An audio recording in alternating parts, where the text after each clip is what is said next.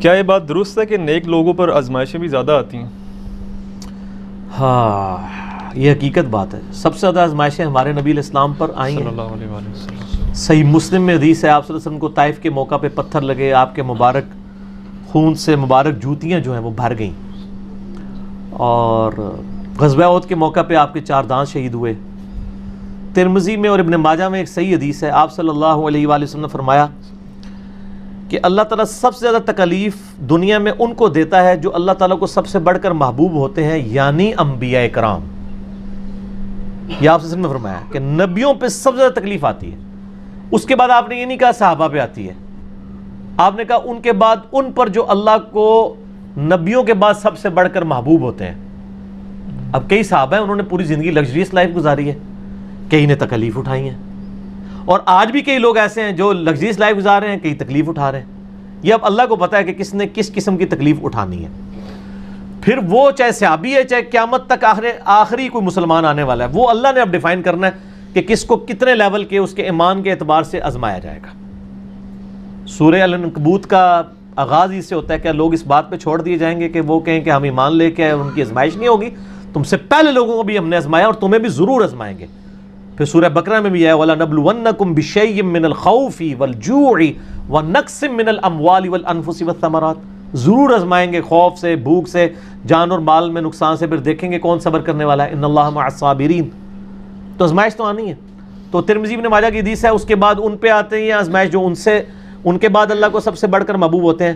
اور بندہ زمین پر اسی طریقے سے آزمائش جھیلتا رہتا ہے، حتیٰ کہ اللہ تعالیٰ اسے پاک و صاف کر کے اپنے پاس بلا لیتا ہے.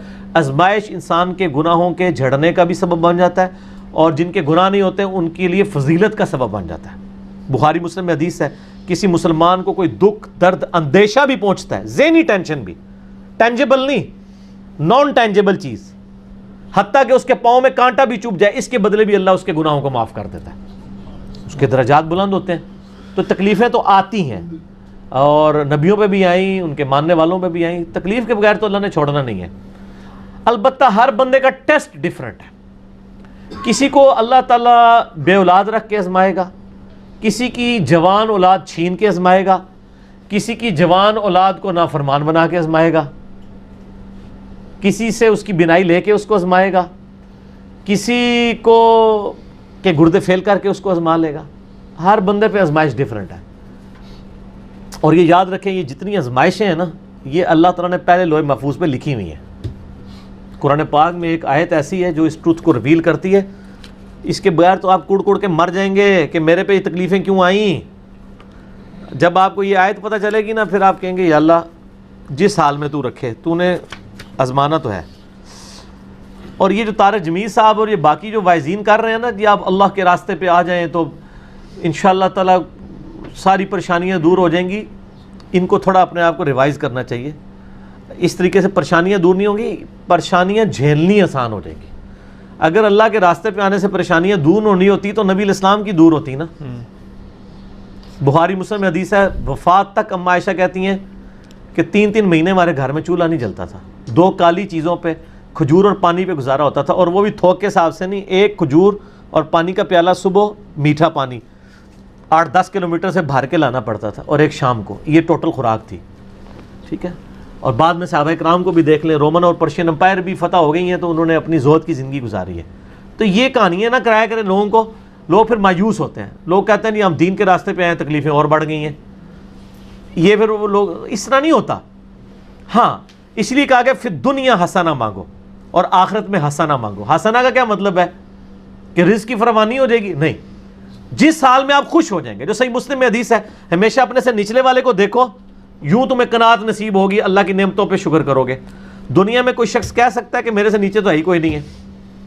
سر ہر مسلمان اربوں لوگوں سے اوپر ہے. دنیا میں اس وقت بھی 4 ارب لوگ ہیں جن کے دل میں کلمہ نہیں ہے، تو مسلمان اس سے اوپر تو ہے نا. پھر اور نعمتیں گننے شروع کریں. سر پی سی ہوٹل کا مالک جو ہے وہ مرچ نہیں کھا سکتا، اور میں چنا چاٹ بھی کھا لیتا ہوں، تو میں اس سے بہتر ہوں.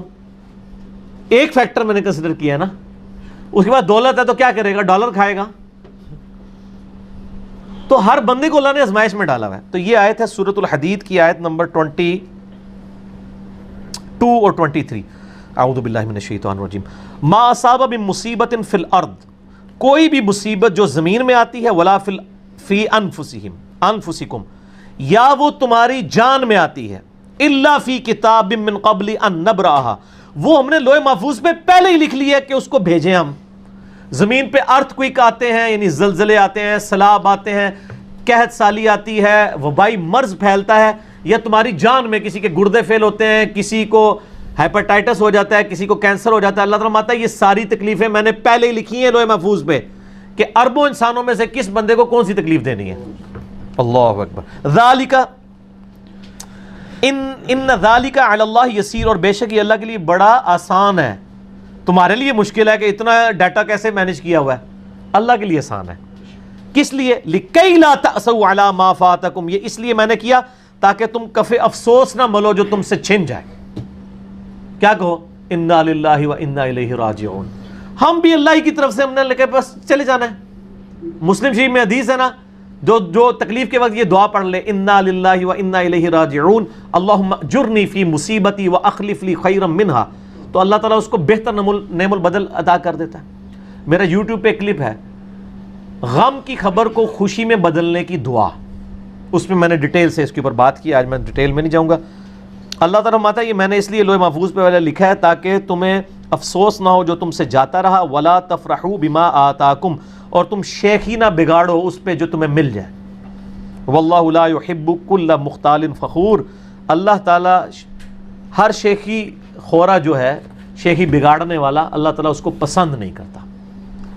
تو اسلام تو کہتا ہے جی خوشی ہے تب گاڈ اورینٹڈ ہو، غم ہے تب گاڈ اورینٹڈ ہو.